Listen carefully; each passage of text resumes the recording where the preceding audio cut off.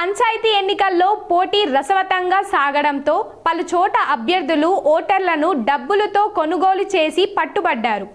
కరీంనగర్ జిల్లాలో 3 విడతల్లో 316 గ్రామ పంచాయతీలో పోలింగ్ నిర్వహించారు.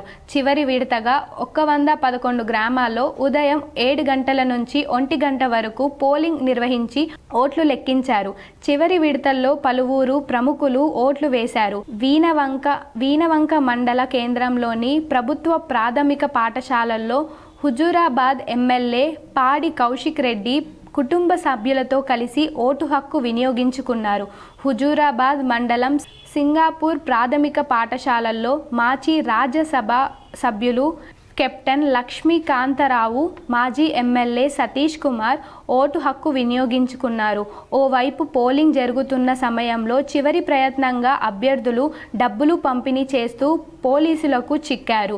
వీణవంక మండలం పోతిరెడ్డిపల్లి పోలింగ్ బూత్ ఎదుట ఓ వ్యక్తి వద్ద నుండి 50,000 నగదు పోలీసులు స్వాధీనం చేసుకున్నారు. జమ్మికుంట మండలం విలాసాగర్లో పోలింగ్ బూత్ ముందు ఓ వ్యక్తి వద్ద 28,500 రూపాయలు నగదు పోలీసులు స్వాధీనం చేసుకున్నారు.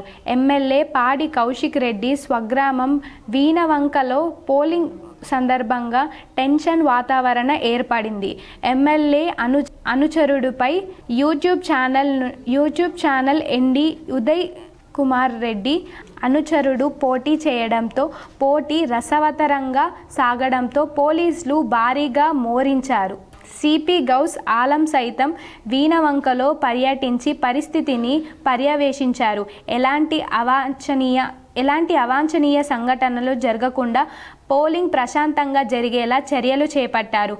పోలింగ్ ముగిసి ఫలితాలు వెల్లడిన తర్వాత విజయోత్సవ ర్యాలీలు, ఊరేగింపులకు అనుమతి లేదని సిపి స్పష్టం చేశారు.